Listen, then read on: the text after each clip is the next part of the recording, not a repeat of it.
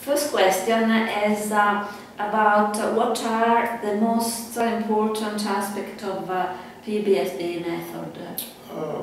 There's so many of them. Of course, the body and how to access the information in the body in a way that the client is understanding and aware of it. The reason we look at the information in the body is because we're concerned whether people have had in their history sufficient satisfaction of maturational needs, because we believe that we're seeing the world through the lens of memory, of history, and if we haven't had our basic needs met, we're going to repeat that dysfunction in the present and in the future. So we track how they are perceiving the present, look for the historical base for that, find the history that hadn't been satisfying, and then make a new memory. But we're making a new memory by being in access with their emotional self and not their cognitive self. So making a new memory, getting in touch with the emotional self by what's in the body, and then having them imprint the new memory as if it had happened in the past. So it isn't just happening in the present. That's a very fast condensation of the basic things in the work. And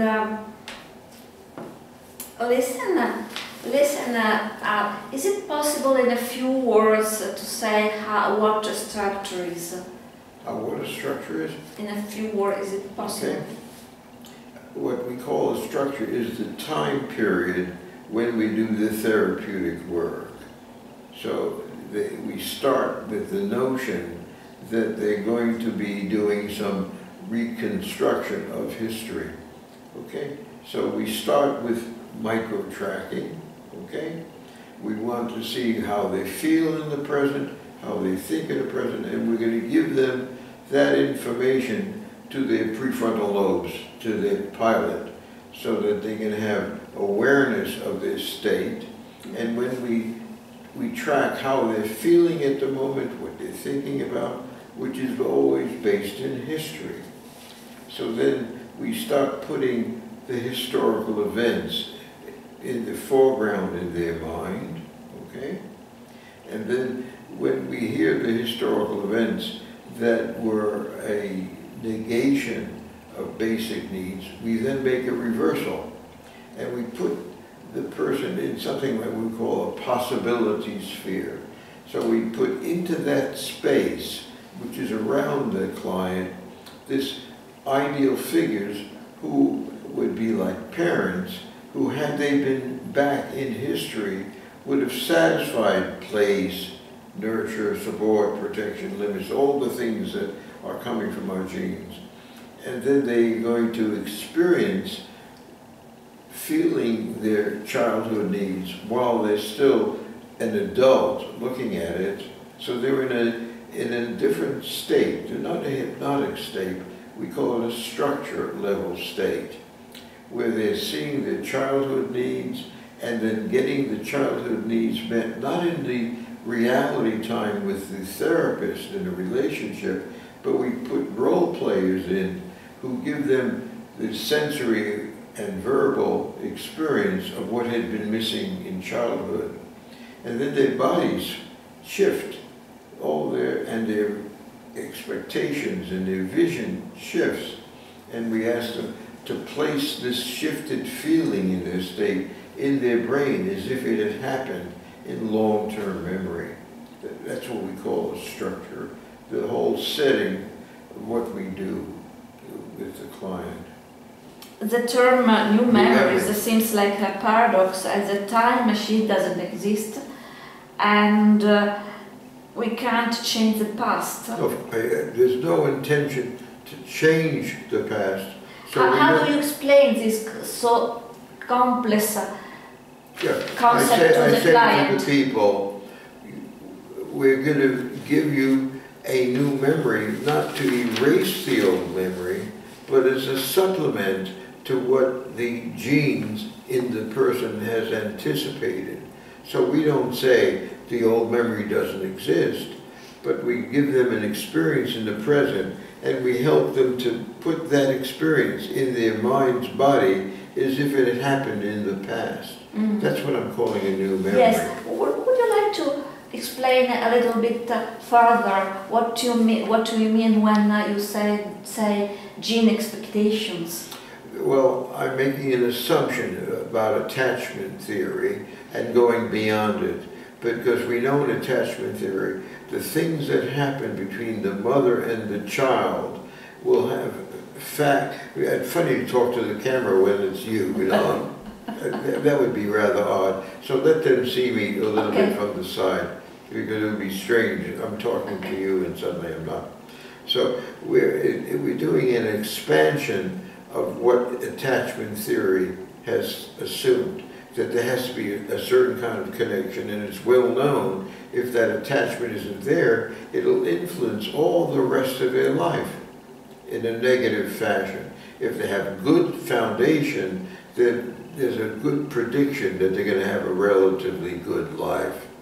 So in attachment, they're talking only on a very young level, but I've expanded my notion, which I make assumptions are genetic, that we have to have place, nurture, support, protection, and limits. I think, in our genes. And I believe that's in our genes. Of course, attachment therapy theory, they just tested it, but they don't know it comes from the genes, but they're making it an assumption that people are born, children are born anticipating that there'll be a mother and a father, and that they have reactions to that. It's congruent with survival theories also. Yeah.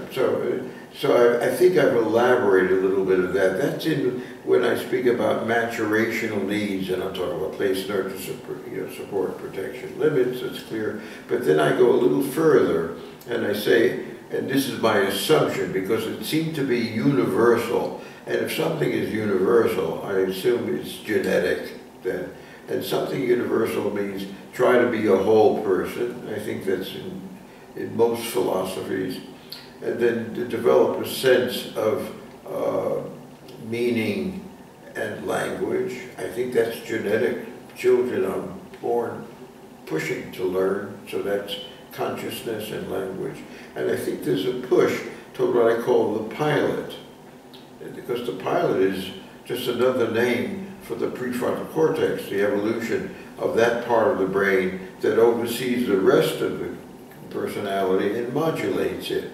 So I'm assuming that's genetic, and I'm assuming it's also genetic that we want to make some addition to the world. It seems to be universal, and in many religions people say, what's my calling? What am I here on earth for? There's a push to add something, not simply to survive, but to add something.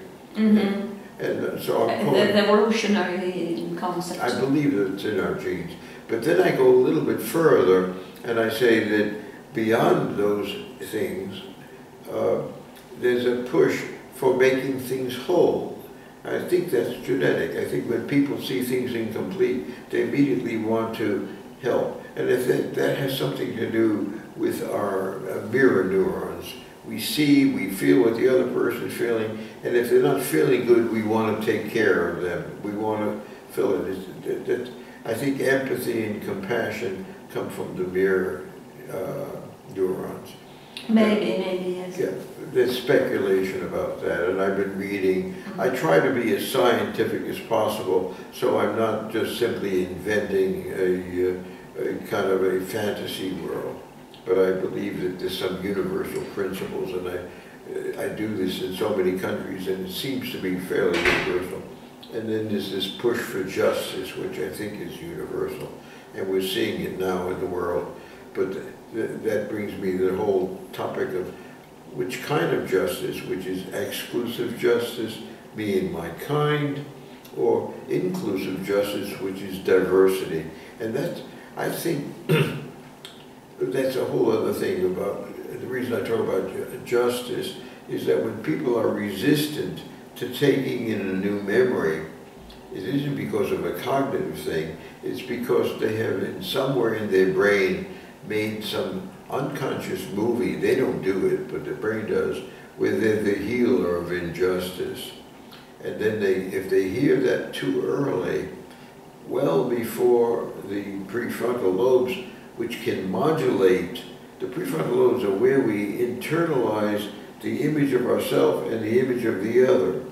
But if there's only the self and no other, then there's going to be that sense of my way is the only way and everybody else can go to hell, which is what we're seeing all over the planet right now.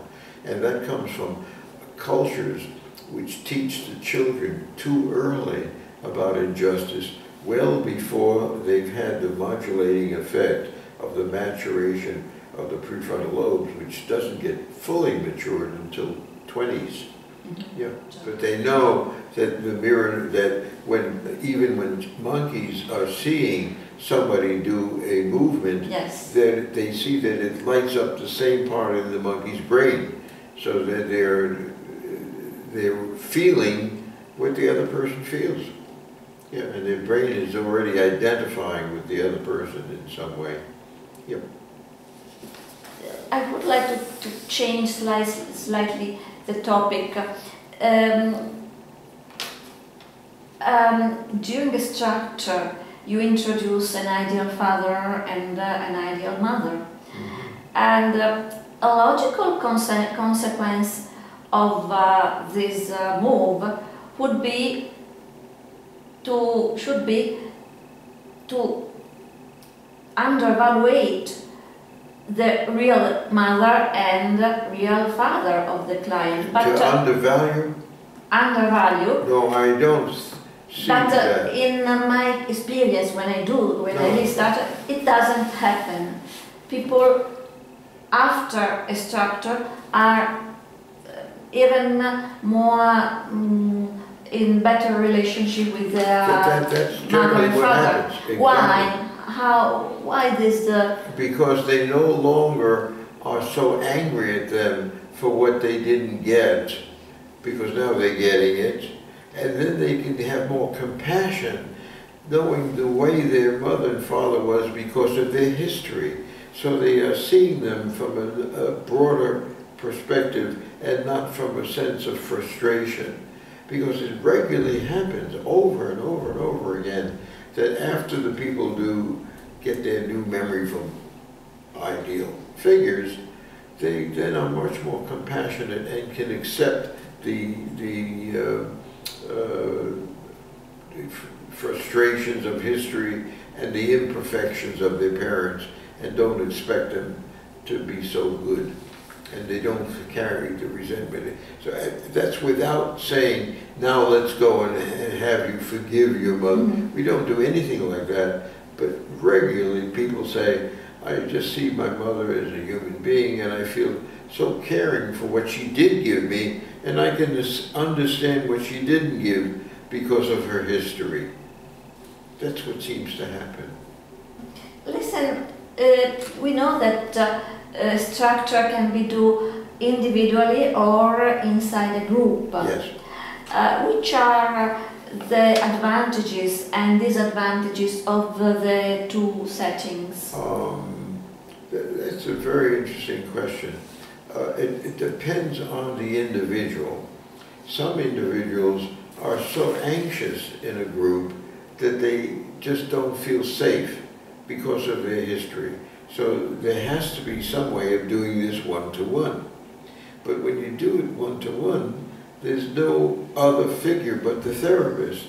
And so how to do it one-to-one without having the resolution happen in the relationship, the new corrective experience.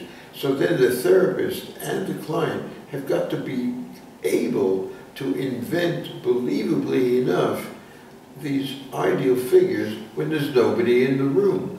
Now, some people could have a good enough sensory memory where they can feel the touch, and some people cannot. So then they need to get, at some point, sensory input, and you can do that with objects, but it can't be the therapist, because then the therapist is going to be the real healer, and it won't be happening in the past with these ideal parents, and then it'll intensify the transference, which is happening anyway. But sometimes we may use it to be as if they're embraced. Other times we might say to the client, bring your friends in and they'll role play for you so they can get the touch experience. But with some people it works perfectly well. And I think you've seen that in some structures, even in a group, where they don't choose anybody, and yet they get a physiological shift in it. And that's a good thing, because then you can do telephone sessions, which I do, but only with those who are able to get that sensory experience.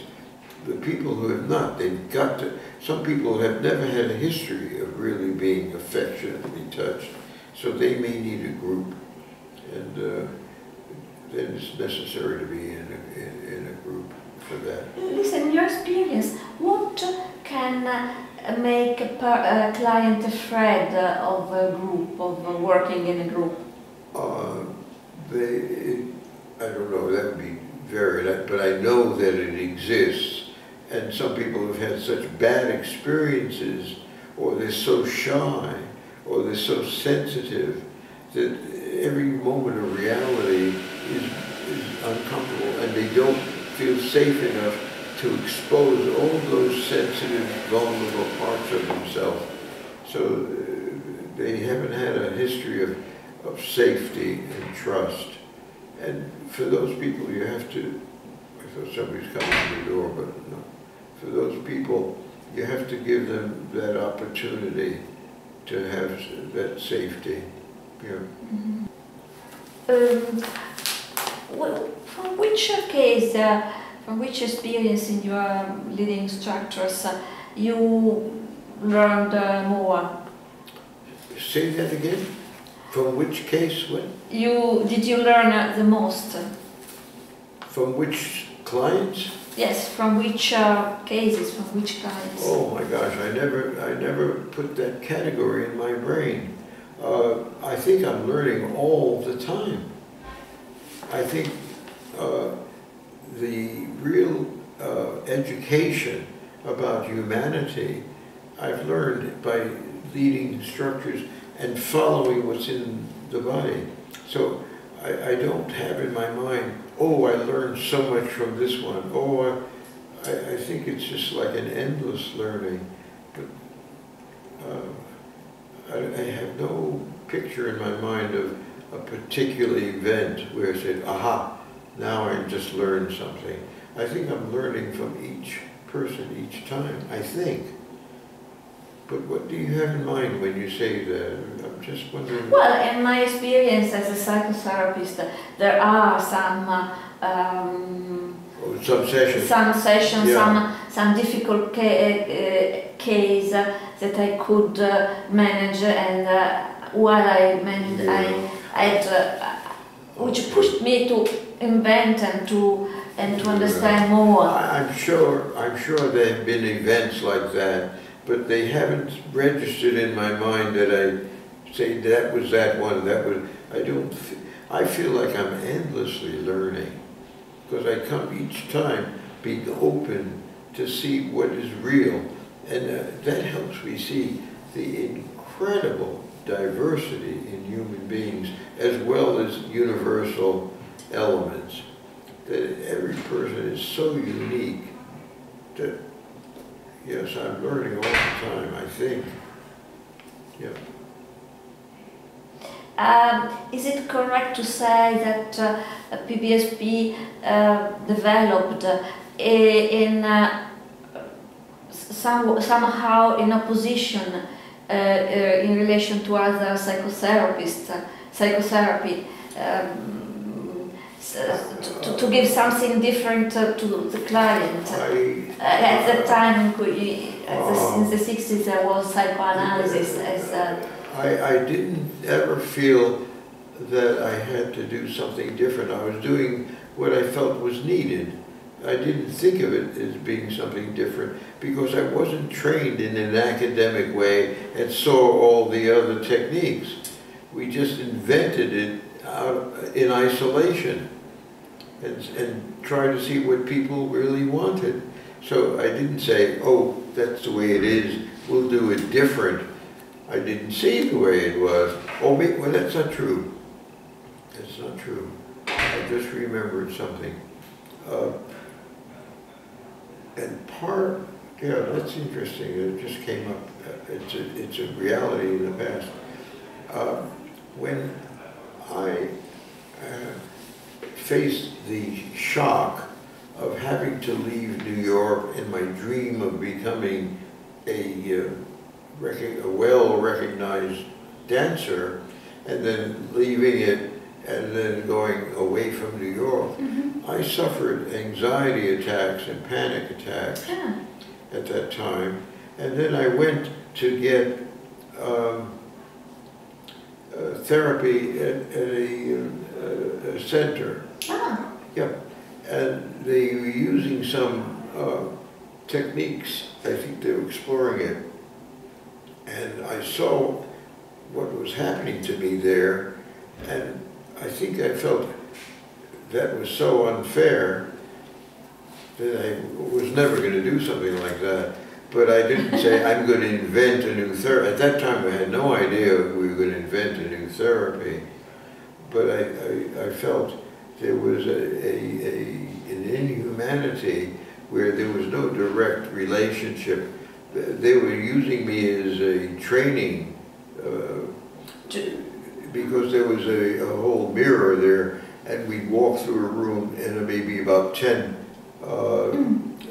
interns were watching. We'd come into the room and I'd say, who are all those people out there? And all he said was, who do you think you are? Then I began to see I was projecting like crazy, you know. But they did it in a way which was not personal. It was just, anyway, so I think I must have had in my background, in my mind, that let's be much more open, have a real connection, and not this distant thing, who do you think is there, and, you know, and I say, are they trainees, or whatever. So I began to see how I was projecting, that was clear, and then I began to know how to handle projections when we finally did the therapy. Because when we did it, how we developed the therapy was so unexpected. I think I've told you this, that we were just training our dancers. And we said there's 3 movement modalities. We were going to have our dancers really know how their body moved, so they'll know their instrument, you know, because the instrument is their body. So when we made, what do you call it, reflexive body writing reflexes, one part of movement, then voluntary movement, and then emotional movement. And when we separated that brain, each one separately, it was interesting. When we had, let's do emotional movement, but no control over it, and then, boom, everything from the inside came. We were astonished what came out. And then we saw people got some relief to let it out. And it was something interesting happened. I've written about it or talked about it. That in the group, they'd all be letting things out all together, and then things would happen between them. And the person would say, what happened in it? He said, this person said, oh, I felt like a little boy and I thought he was my father. And the other person said, your father? I thought you were my boyfriend. So we saw there was no, it didn't fit. So we thought, maybe when they let out the feeling, that they have an expectation of who should respond. So we began to invent the counter shape based on what came out. So we weren't just interested in catharsis, let it out. We had to let it out within a relationship that gave it satisfaction. So we began to find out. I didn't know. I hadn't seen all different kinds of body therapy. I hadn't seen any kind of group therapy. A therapy evolved right in our dance classes, because you know, we wanted them to do all these movement systems so they'd have better technique, you know. And then suddenly, because some people didn't have emotions or they didn't have reflexes, so we thought they're gonna be better, and they did get to be better dancers, but they also got in touch with their feelings, and then we began to see that they needed something that had been missing in the past, that they had all these emotions that had been sitting underneath, never coming out, because there was never going to be an answer. So we invented the answer, and we invented it based on what was coming out of the other people. So we didn't invent it from theory, we invented it from the necessity to match what was arising so unexpectedly in them. And we didn't say we're going to invent a therapy, it just happened, you know. And then we began to want to just do, hey, here we were going to get good dancers, but here we were going to get people getting their lives improved. So we got more interested in doing that, and it got more and more elaborated in the laboratory, not from what we saw in other therapies. We didn't see it. It just became itself, and we were the lucky people who fell over this process. Yeah, that's how it came about, totally unexpected. And I think the other professors got irritated. I think I told you the story. No. They got irritated. They said, I saw one of them, we were walking in the street, and he said, I hear you're doing psychotherapy now. Like, you know, you're just a dance professor. What are you doing? Psychotherapy? He says, what are you going to do next? Brain surgery? Yes. And that's just what we're doing. We're now moving things in the brain. But we're having the prefrontal cortex take that new experience, so people aren't in regression in this work, because we keep in touch with their prefrontal cortex and have it assist us in putting this new experience alongside the old memory. Anyway, that's how this stuff came about. And then, of course, I began to do more reading, and then I was a consultant in psychiatric research for 5 years with the psychoanalyst and the behavior therapist, so I learned about that. And then I was working in a psychiatric hospital for 8 years. So I began to learn and to teach, and then read more neuroscience, because it's a scientific part of my brain. Because if I hadn't become a dancer, I would have gone into science. But my parents didn't have any money for education and no interest in education, so I had to learn on my own. Yeah. That's my story. Thank you very, very much, Alan. Oh, you're welcome. Thank you, and thank you to Diana also. Okay, I'm going to go talk to Diana, just in perfect time now. Thank you.